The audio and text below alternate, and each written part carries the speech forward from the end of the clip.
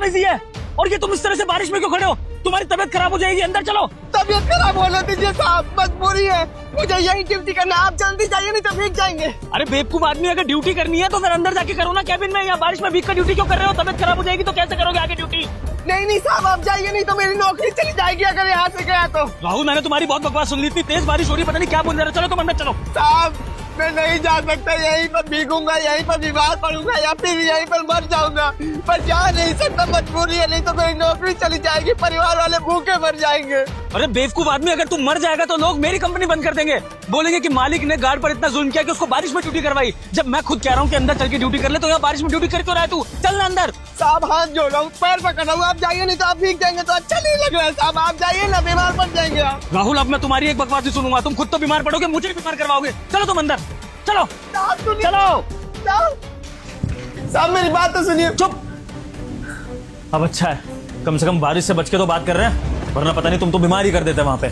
अब मैं तुम्हारी बात सुनूंगा शांति से कि तुम वहां बकवास कर क्या रहे थे कि बारिश में खड़ा होना जरूरी है, बारिश में खड़ा नहीं हुआ तो नौकरी चली जाएगी, सैलरी नहीं मिलेगी, पता नहीं क्या बोल रहे थे। अब बताओ क्यों खड़े थे बारिश में तुम, और क्यों मेरे को मना कर रहे थे जब मैंने तुम्हें कहा कि अंदर चलो? मेरी बच्ची की जान में चली जाएगी। राहुल, मन कर रहा थप्पड़ मारूं तुम्हारे खींच के। क्या बोले जा रहे हो? अरे पहले कह रहे हो कि अगर बारिश में खड़े नहीं हुए तो तुम्हारी नौकरी चली जाएगी, फिर कह रहे हो कि सैलरी नहीं मिलेगी, फिर कह रहे हो कि बच्चे की जान चली जाएगी। चल क्या रहा है ये सब राहुल? साहब मैं बताता हूँ आपको क्या हुआ है।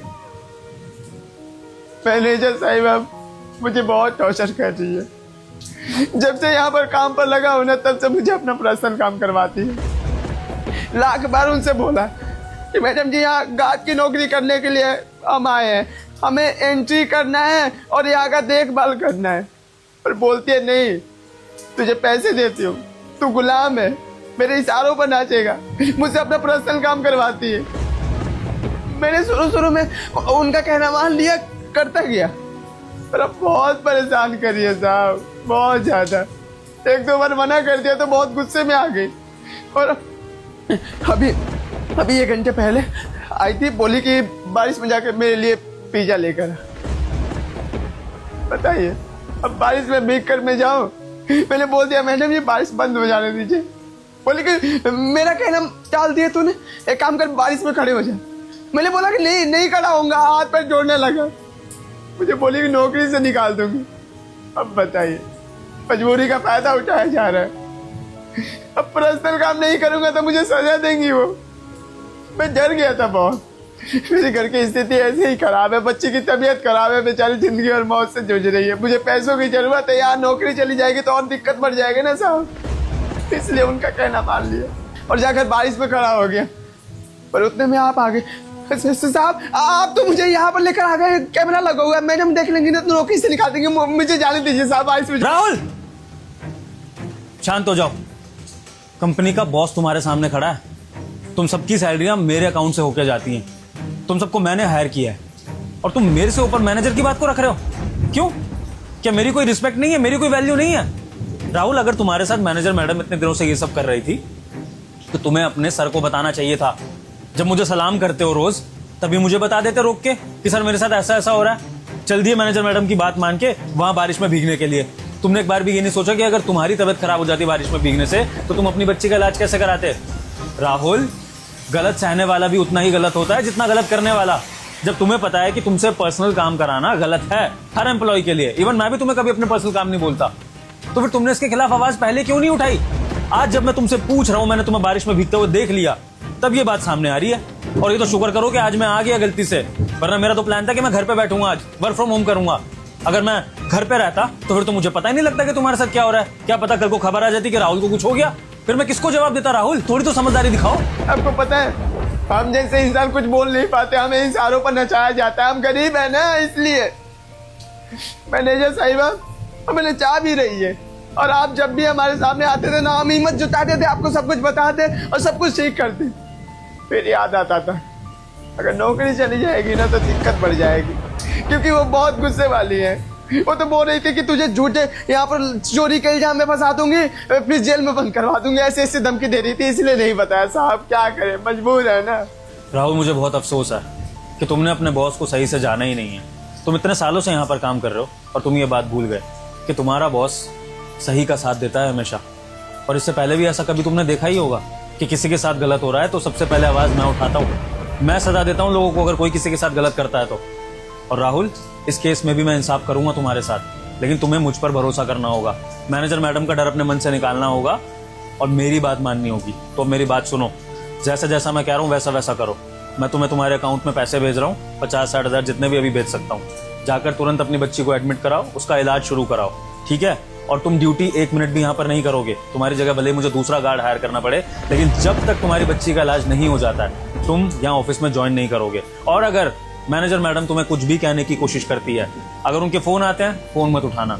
और अगर कभी वो तुम्हें फिजिकली मिल जाती हैं और तुम्हें परेशान करती हैं तो उनको खींच के थप्पड़ भी मार सकते हो, ये राइट मैं तुम्हें दे रहा हूँ। उनको समझाना कि बड़े साहब ने ऐसा बोला है करने को, फिर देखता हूँ मैनेजर मैडम तुम पे कैसे जुल्म करेगी। साहब ये सब तो ठीक है, पर आप मुझे नौकरी से तो नहीं निकाल रहे हैं ना? राहुल, जब तुम्हारी गलती ही नहीं है तो नौकरी से क्यों निकालूंगा? अब शांत हो जाओ और मत चिंता करो अपनी नौकरी की और अपनी बच्ची की भी। मैं हूं तुम्हारे साथ, तुम्हारी बच्ची को कुछ नहीं होगा। फटाफट भागो अपने घर, अकाउंट में तुम्हारे पैसे डाल रहा हूँ, उसको एडमिट कराओ, बैंक अकाउंट से पैसे निकालो, डॉक्टर को दो, ठीक है? जी, बहुत बहुत शुक्रिया आपका। जाओ। हाँ हर्षिता मैडम, इनको बुलाना पड़ेगा अब। जी सर, आपने मुझे बुलाया था। जी मिस हर्षिता, जरा एक बार मौसम देखिए, कैसा लग रहा है आपको ये मौसम? मौसम तो बहुत अच्छा है सर। कितना बढ़िया हो ना। अगर इस तेज तरार बारिश में आप भीग जाएं और इस बारिश का मजा लें।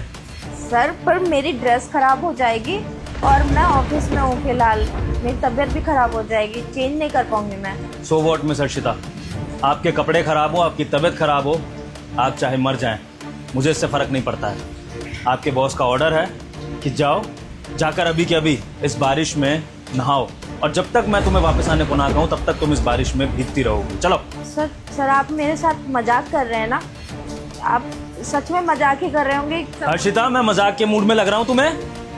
तुम्हारा बॉस खुद बारिश में भीग कर आया है और बहुत गुस्से में है और चाहता है कि उसकी एम्प्लॉय वो करे जो वो चाहता है, क्योंकि अगर उसकी एम्प्लॉय ने ऐसा नहीं करा तो हो सकता है मिस हर्षिता कि तुम्हारी नौकरी चली जाए। तो अगर अपनी नौकरी की खैर चाहती हो तो फटाफट से इस बारिश में भीगने चली जाओ। नहीं नहीं नहीं नहीं, मैं जाती हूँ सर, मैं जाती हूँ।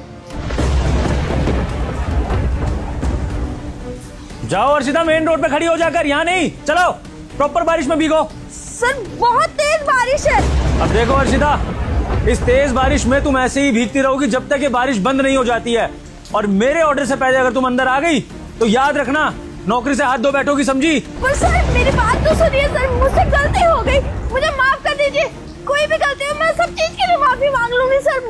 सर बहुत तेज बारिश हो रही है। तुम्हें पता भी है तुमने क्या गलती करी है जिसके लिए तुम माफी मांग रही हो?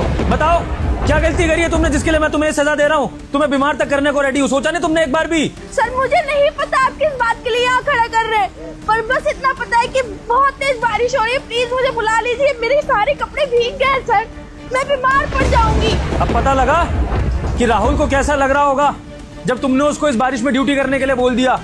वो बेचारा वैसे ही इतना कमजोर सा है, बेचारे की सैलरी इतनी कम है। तुमने एक बार भी नहीं सोचा कि अगर वो इस बारिश में बीमार पड़ गया तो उसकी दवाई का खर्चा कौन उठाएगा, और अगर कंडीशन सीरियस हो गई तो वो बेचारा अपने घर को कैसे संभालेगा?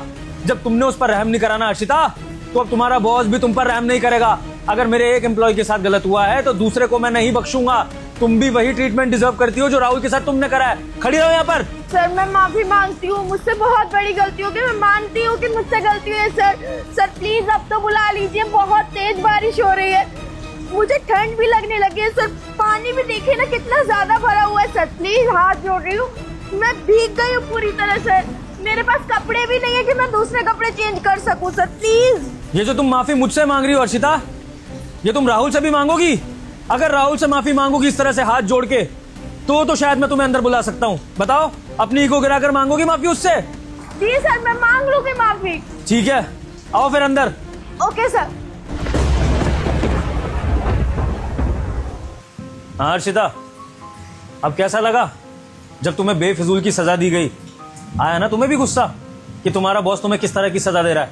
तो सोचो, जो सजा तुमने राहुल को दी वो कहां से कहां तक जायज थी, और किस बात के लिए? कि राहुल ने तुम्हारे पर्सनल काम करने से मना कर दिए। तो हर्षिता एक बात बताओ, अगर तुम इतनी ही रईसजादी हो चुकी हो कि तुम्हें एक पर्सनल गार्ड चाहिए अपने काम कराने के लिए, तो फिर अपने पापा से कह दो जाके कि तुम्हें ऑफिस में एक पर्सनल गार्ड के साथ भेजा करें जो तुम्हारी प्रोटेक्शन भी कर ले और तुम्हारे सारे काम भी कर दे। क्योंकि राहुल ऑफिस का गार्ड है अर्शिता, और उसको ऑफिस में सैलरी ऑफिस की रखवाली करने के लिए मिलती है, किसी भी एम्प्लॉय के या मेरे खुद के पर्सनल काम करने के लिए नहीं। समझी अर्शिता? और जानती हो अर्शिता, उस बेचारे राहुल की बच्ची की तबीयत खराब है, उसको अपनी बच्ची के लिए पैसा चाहिए था, इसलिए वो तुम्हारी बात मानकर ये सजा भुगत रहा था, ताकि तुम उसकी सैलरी ना रोको और उसकी सैलरी रुकने से उसकी बच्ची को कुछ ना हो जाए। हर्षिता, गरीब को कितना सताओगे तुम लोग? अगर वो बेचारा तुम्हारी रिस्पेक्ट कर रहा है तो तुम उसके ऊपर और चढ़े जा रहे हो। नहीं हर्षिता, अगर तुम लोग इस तरह से इंसानियत खो दोगे ना, तो फिर किसी ना किसी को तो इंसाफ करना पड़ेगा राहुल जैसों के साथ, और उसके लिए मैं खड़ा हूँ। मेरी कंपनी में कभी भी किसी छोटे एम्प्लॉय के साथ ऐसा नहीं होगा कि बड़ा एम्प्लॉय को नीचा दिखा दे। सर मुझे माफ कर दीजिए सर, मैं आइंदा से ऐसी कोई गलती नहीं करूंगी। लास्ट वार्निंग है मिस हर्षिता, आपके पेरेंट्स की खातिर आपको मैं एक वार्निंग देके छोड़ रहा हूँ, लेकिन समझा दीजिएगा अपने बाकी एम्प्लॉयज़ को भी कि आज के बाद राहुल को या किसी भी छोटे एम्प्लॉय को, किसी भी वर्कर को परेशान करने की कोशिश की गई तो उसका अंजाम सीधा टर्मिनेशन होगा। Got it? जाइए, जाकर अपने कपड़े वगैरह सुखा लीजिए, और लीव लेने तो लीव भी ले सकती हैं आप, जाइए। दोस्तों, ये वीडियो हमने इसलिए बनाया क्योंकि किसी भी आदमी को ये हक नहीं है कि वो अपने से छोटी पोजीशन वाले को नीचा दिखाए या उसके साथ गलत करे। अगर आपके आसपास भी ऐसा हो रहा है तो ऐसा होने से रोकिए, क्योंकि हर इंसान की इक्वल इंपॉर्टेंस है। वीडियो अच्छी लगी हो तो वीडियो को लाइक करें, शेयर करें, और कमेंट सेक्शन में आप वीडियो कहाँ से देख रहे हैं ज़रूर बताइएगा। Thank you.